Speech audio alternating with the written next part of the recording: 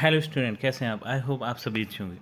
प्यारे बच्चों, आज हम करेंगे कक्षा 6 की सामाजिक विज्ञान के एडगेट अभ्यास पुस्तक के अध्याय 1 को। इस अध्याय का नाम है बच्चों प्रारंभिक कथन, क्या, कब, कहाँ और कैसे। तो इस अध्याय का प्रश्न क्रमांक 1 है, ये है, भारत में लगभग 8000 वर्ष पूर्व किन फसलों का उपजाना प्रारंभ कर दिया गया था? तो ये बच्चों गेहूँ और जौ है। प्रश्न क्रमांक 2 है, प्राचीन भारत में सामान्य जन द्वारा कौन सी भाषा सामान्य रूप से प्रयोग की जाती थी? तो ये संस्कृत थी बच्चों। संस्कृत हमारे देश की सबसे प्राचीनतम भाषा है।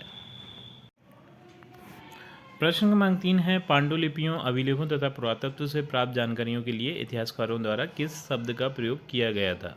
तो ये बच्चों स्रोत शब्द का प्रयोग किया गया था। प्रश्न क्रमांक 4 है, इतिहास में कोई घटना यदि वर्तमान से लगभग 2700 वर्ष पहले हुई हो तो उसे किस तरह दर्शाया जाएगा?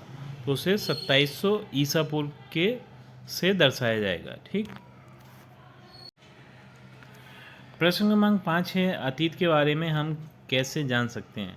तो इसका उत्तर हम लिखेंगे, अतीत के बारे में हम पुरानी पुस्तक हाथ से, ये यहाँ पर कॉमा लगा लीजिएगा बच्चों, हाथ से लिखी पांडुलिपि, भोजपत्र अभिलेख आदि से जानकारी प्राप्त कर सकते हैं। प्रश्न क्रमांक 6 है, हमें वर्तमान की घटनाओं की जानकारी किन किन साधनों से प्राप्त होती है? तो इसका उत्तर होगा, हम वर्तमान की जानकारी रेडियो सुनकर, टीवी देखकर, अखबार पढ़कर और अपने बड़ों लोगों से पूछकर प्राप्त कर सकते हैं।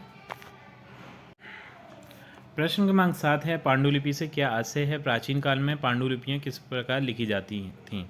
तो इसका उत्तर होगा, हाथ से लिखी गई पुस्तकों को पांडुलिपि कहा जाता है। प्राचीन काल में पांडुलिपि ताड़ के पत्तों एवं बुर्ज पेड़ की छाल पर लिखी जाती हैं। ये यहाँ पर बच्चों हैं की जगह पे आप थी कर लीजिएगा। प्रश्न क्रमांक 8 है, शिलालेख एवं अभिलेख में क्या अंतर होता है?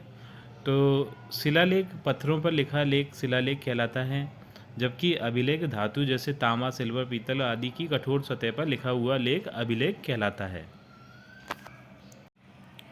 प्रश्न क्रमांक 9 है, प्राचीन काल में लोग यात्रा किस प्रकार व क्यों करते थे? तो इसका उत्तर होगा, प्राचीन काल में लोग पैदल, जानवरों की सवारी से और नावों के द्वारा करते थे। वह ऐसा काम की तलाश में प्रकृति आपदा के कारण या खाद्य सामग्री की कमी के वजह से करते थे। प्रश्न क्रमांक 10 है, सहायक नदी किसे कहते हैं? गंगा की सहायक नदियों के नाम लिखिए। तो इसका उत्तर होगा, जो छोटी नदियां आकर बड़ी नदियों में मिल जाती हैं उन्हें सहायक नदी कहते हैं। सोन, यमुना, नर्मदा तथा चंबल आदि गंगा की सहायक नदियां हैं। प्रश्न क्रमांक 11 है, पुरातत्वविद किसे कहते हैं? वे किन चीज़ों की अध्ययन करते हैं?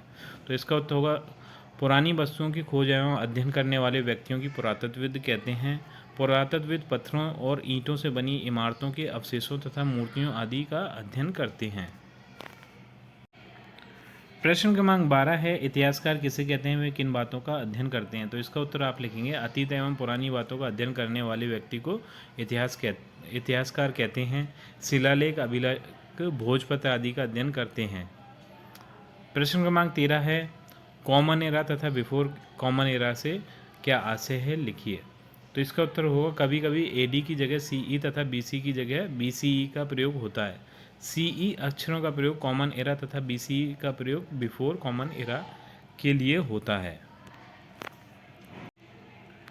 प्रश्न क्रमांक 14 है बच्चों, दिए गए रेखा मानचित्र में निम्नांकित को दर्शाइए। तो यहाँ पर हमें कुछ जगहों और नदियों के नाम दिए हैं, जैसे गंगा नदी, इसकी सहायक नदियाँ ब्रह्मपुत्र नदी, पूर्वी व पश्चिम घाट, सतपुड़ा व विंध्याचल पहाड़ियाँ, थार मरुस्थल और गारो पहाड़ियाँ। इसके नीचे जो हमें मानचित्र दिया है उसमें इन चीज़ों को हमें दर्शाना है।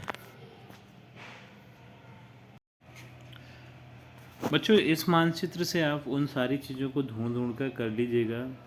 जैसे कि यहाँ पर आप गंगा नदी को देख सकते हैं इस जगह पर, ठीक। यहाँ पर आप नर्मदा नदी को देख सकते हैं, चंबल नदी को इस जगह पर देख सकते हैं, सतपुड़ा को आप यहाँ पर देख सकते हैं, ठीक है। इसी तरीके से सारी चीज़ों को ढूंढ कर आप कर लीजिएगा।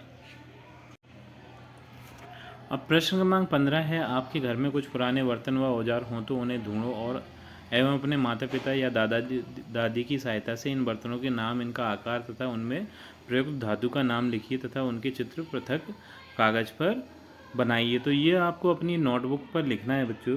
ये एक प्रकार का प्रोजेक्ट टाइप का है, तो ये इतना सारी टाइम नहीं था मेरे पास, तो मैं ये कर नहीं पाया। अगर आप चाहेंगे तो मैं आपके लिए फिर दूसरी वीडियो में बना के डाल दूँगा। तो बच्चों, इसी प्रश्न के उत्तर के साथ हमारी ये वीडियो कंप्लीट होती है। आई थिंक ये वीडियो आपको पसंद आई होगी। यदि वीडियो आपको पसंद आई तो वीडियो को लाइक करिए, चैनल को सब्सक्राइब करिए। आपसे मिलते हैं अपनी अगली वीडियो में।